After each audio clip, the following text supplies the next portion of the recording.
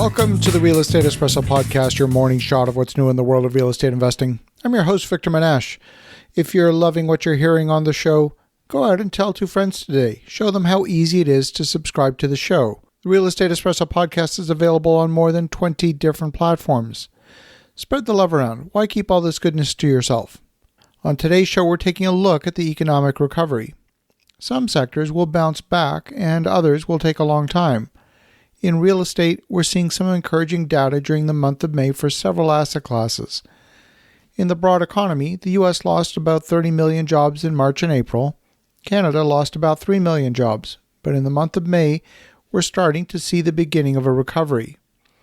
The U.S. added about 2.8 million jobs in May, excluding farm employment, and Canada added about 290,000 jobs in the same period. The month of May saw the return of about 10% of the jobs lost in March and April. This is encouraging. Frankly, I was expecting the wave of bankruptcies would create permanent damage to the economy, and they may still happen. Construction registered the strongest improvement among goods-producing industries, with an increase of 464,000 jobs, almost half the number lost in April. Despite the COVID-19 shutdowns, house prices have continued to rise, and some real estate brokers and economists, they're seeing signs that demand for new homes has started to rise in recent weeks. In fact, in May, we've seen demand for new homes surge 21% compared with the same period last year. Mortgage applications for home purchases in the last week of May also rose for the seventh straight week, up 5.3% from a week earlier and up 17% from a year earlier. That's according to the Mortgage Bankers Association. Several real estate brokers I spoke with in the past week are seeing a flurry of activity. One broker said that she expects a busy summer ahead, with a large number of new listings coming in the next couple of weeks. It's as if the traditional spring market is happening anyway, just a couple of months delayed. There are those who wanted to move in 2020, and they're going to move anyway unless they lost their job. Many markets are experiencing a shortage of supply and rising prices. In my home market of Ottawa, Canada, for example, detached homes at the entry level of the market show the lowest inventory of all. Homes in this category are usually selling on the first day of listing with multiple offers. So far, during the pandemic, we've seen a 6.1% price increase compared with the same period last year. According to some agents, some buyers who are planning to buy in 2021 or later are actually advancing their timelines. If they're in a property they don't like, they're accelerating their purchase decision. They don't want to be quarantined during a second wave of the pandemic in a property they don't like. Now let's be clear, this is a couple of weeks of data. It doesn't define a trend. If this is a wave of pent-up demand, well, that demand could subside later in the year.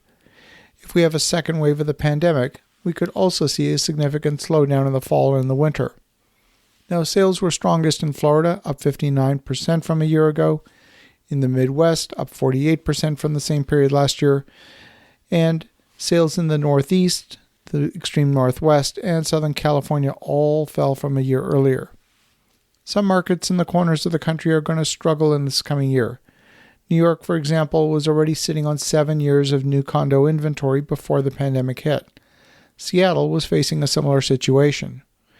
Now, New York City's tax rolls were scheduled to increase by an estimated 5.7% in 2020 based on an increase in assessed values. That translates into an additional $1.6 billion in tax revenue for the city. But critics have pointed out that the assessments are out of touch with what's happening in the New York economy. In Toronto, one of the largest markets in North America, economists and the government-backed mortgage insurer predicted a price drop of 18% during the pandemic. Well, that price drop has yet to materialize. In fact, we're seeing a 3% rise compared with a year earlier and a 4.4% rise compared with April.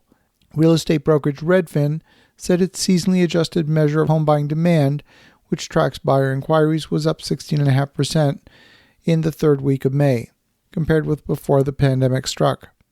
Redfin, which also let go about 1,000 employees back in April, brought back about 350 this month in response to higher demand.